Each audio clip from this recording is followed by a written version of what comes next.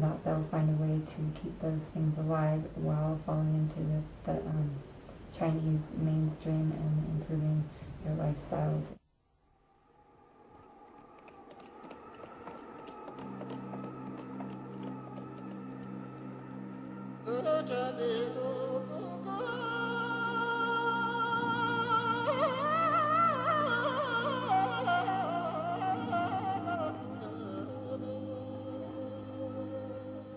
In a lot of ways, I feel like today has been the culmination of the trip. Like everything has been building up to this, even though the trip isn't over yet.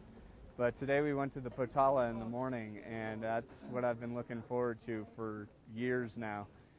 It was pretty amazing. We drove up sort of the back entrance of it and started kind of from the top and maybe worked our way down. We got to go into the holiest shrine in the entire Potala.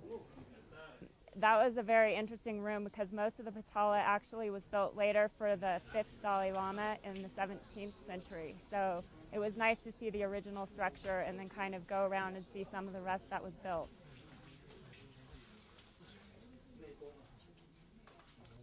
There was a monk in there kind of showing us around, pointing out a few things. It was really nice to get a little bit of extra explanation.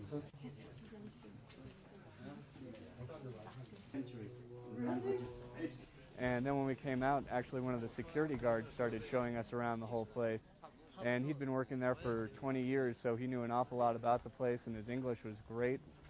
Really helped us out. He pointed out a lot of things that I don't think I would have understood, especially with some of the paintings. He pointed out what the meaning was, what the story was behind it. There were even a few white people painted on the walls there, early English, French, German people who had come to Tibet. One interesting thing about the Potala was it seems like every Dalai Lama had his own throne room.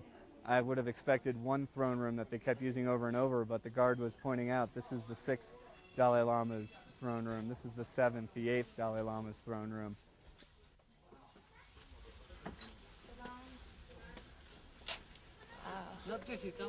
Sun's out. We hung out on the roof of the Potala, which was a pretty amazing experience.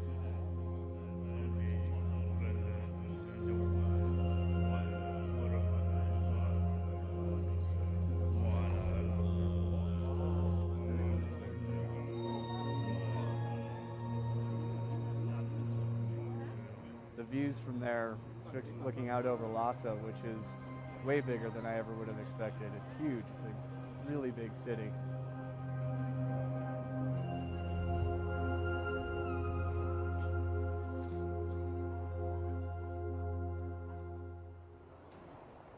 Just being on top of the Potala was sort of the culmination of many years of looking forward to this, and it was really awesome being up there. It was amazing.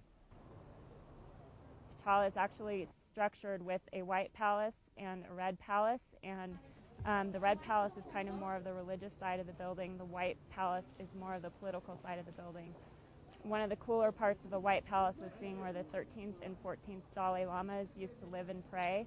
I couldn't even imagine some of the changes that they saw outside the windows while they were there.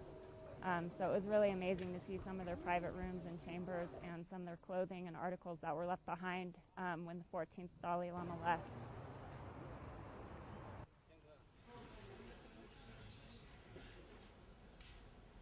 Even just exiting the Potala was an experience in and of itself. There's a giant ramp of stairs that snakes its way down the front side. We walked down a slanted set of stairs that kept going and going and going and going. And as I was working my way down the stairs, I kept looking up back at it, and it just seemed to grow every time I looked back up. The building's just immense, and every time I look at it, it just gets better. I've been staring at it from the top of the Jokan right here, and the more I look at it, the better it gets. I just get more attached. The structure of the Potala itself is absolutely overwhelming. You can stand next to it and have a sore neck from trying to look up and up and up, and I tried to get some pictures that convey the magnitude of the building, and I'm pretty sure they failed. Another part that was interesting was at the bottom of the Potala there were slave quarters, and I had no idea that there had been slaves, and it was kind of a really self-contained world of the Potala with slaves and different things going on near the base. So I thought it was a really good history lesson while I was there as well.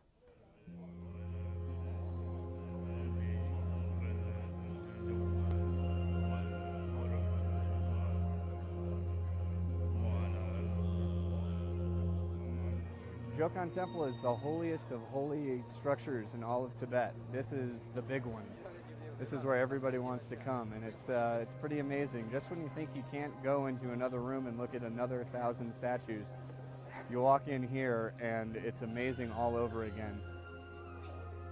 The Jokan Temple was built in the 7th century for Songtsen Gampo. He apparently wanted a place to put his Nepali wife's dowry, but it was his Chinese wife that selected the location, and it's apparently on the heart of the demoness that was thought to be covering Tibet, and that is the opposite, or actually in complement to Trandruk Monastery, which I believe is covering her left shoulder. So I thought it was kind of an interesting continuity of the theme of covering the demoness. The inside was beautiful. It's just so old. The place is about 1,300 years old, and while a lot of it's been rebuilt again and again and again over the years, some of the wood structures in here date back from the 700s. You feel it as you're walking around here. It's still an active temple here. There are lots of monks, and we got to sit through a prayer and chanting session. They had a lot of intricate hand movements, which I hadn't noticed before. They had bells.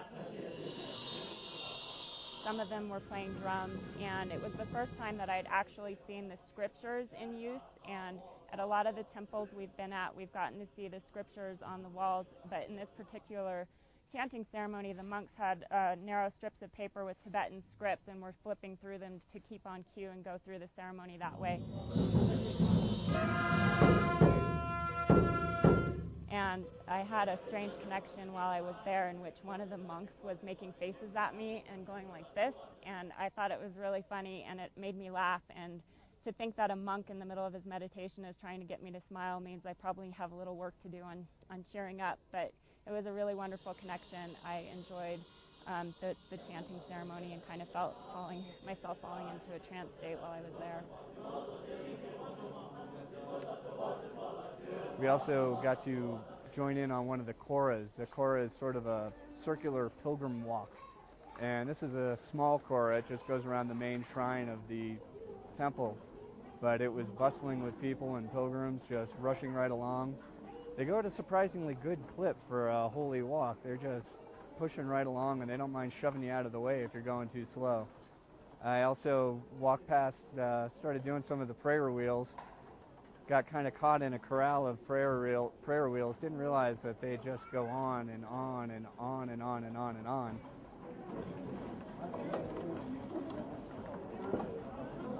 My arm's hurting. It's a lot of work. You got to really mean it to go through the entire thing. But I guess I got some good karma out of it, so it was definitely worth it.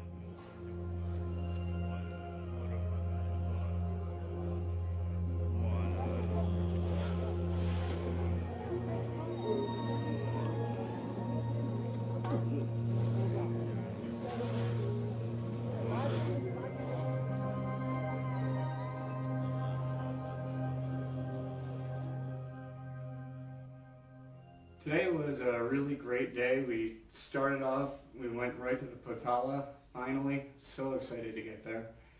Been looking forward to seeing it for so long, and it did not disappoint. It was an amazing sight from a distance, and then when we got right up on it, it was just that much more interesting, just having it towering over us.